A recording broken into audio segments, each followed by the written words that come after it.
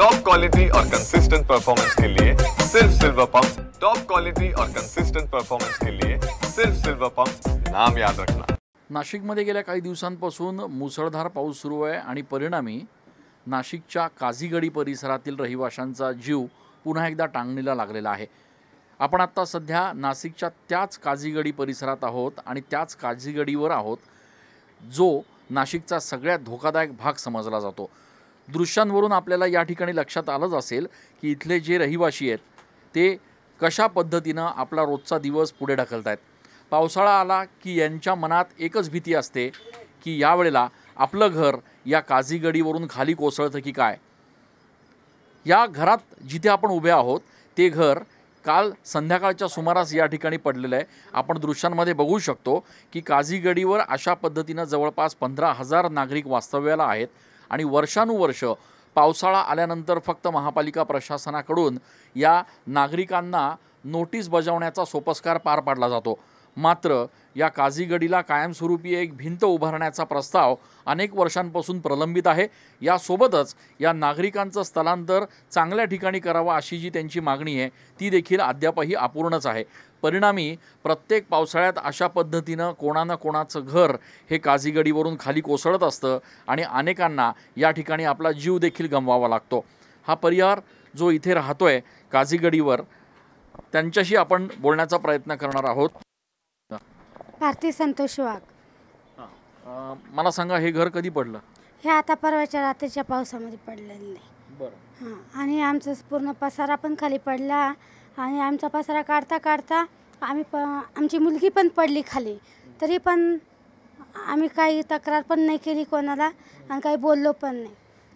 बरं, पण मग प्रत्येक वेळेला पाऊस सुरू झाला की तुमच्या मनात भीती वाटत असेल? भीती वाटते खूप। रात्र झोप येत नाही, दिवसभर कामं करायचे आणि रात्रभर जागरण करायचं। कारण का की असं वाटतं का आमचं घर पडतं का काय, आम्हाला काही हानी होती का काय। आम्ही रात्र बाहेर जाऊन बसतो घर पडतं का काय असं म्हणून। बरं, इथे राहणारा खरा तर मोठ्या प्रमाणात वर्ग जो आहे तो कामगार वर्ग आहे। इथल्या महिला कोणा ना कोणाकडे तरी काहीतरी काम करतात आणि संध्याकाळी घरी आल्यानंतर ही परिस्थिती त्यांना बघावी लागते। नोटीस बजावण्यात आली आहे का यावेळेला? हो, नोटीस बजावली। दरवर्षी ते त्या नोटीस त्यांचे कामं करून निघून जातात। ते नगरपालिकावाले नोटीस देतात आणि बस निघून जातात। बाकी काही विचार करतील, सह्या घेतल्या तर घेतात, नाही तर नोटीस देऊन निघून जातात। पण मग आता ह्याला पर्याय काय? तुमची मागणी काय नेमकी? आमची मागणी आहे का संरक्षण भिंत बांधून द्यावा। बऱ्याच वर्षापासून आम्ही खूप काही म्हणजे मोर्चे वगैरे काढले, खूप काही केलं, पण ते काय करतो काही करती नाही। मागं काहीतरी निधी झाला होता मंजूर, परत तो निधी गायब झाला। परत म्हणजे काही नावं निशाण नाही। येत्या इलेक्शन आले का लोक येतात, फक्त आम्हाला आश्वासनच देतात आणि आश्वासन नगर इलेक्शन झालं का परत जायचे ते व्हायचे, मग परत काय कोणी लक्ष घालतील। आपण हे दृश्य जर बघितलं तर आपल्याला लक्षात येईल की किती धोकादायक परिस्थितीमध्ये हे नागरिक या ठिकाणी राहत आहेत।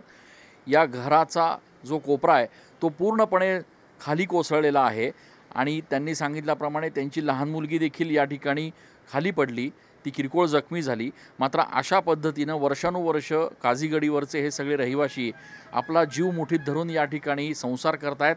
महापालिका प्रशासन, लोकप्रतिनिधी फक्त आश्वासनं देतात, निवडणुका आल्यानंतर संरक्षक भिंत बांधू, तुम्हाला दुसऱ्या चांगल्या ठिकाणी स्थलांतरित करू, अशा पद्धतीचे गोड आश्वासनं देतात।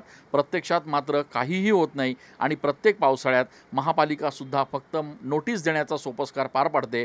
प्रत्यक्षात मात्र या रहिवाशांना या ठिकाणी पावसाळ्यामध्ये आपला जीव मुठीत धरून या ठिकाणी संसार उभा करावा लागतोय। कॅमेरा पर्सन खुशाल पाटीलसह मी चंदन पूजाधिकारी, TV9 मराठी।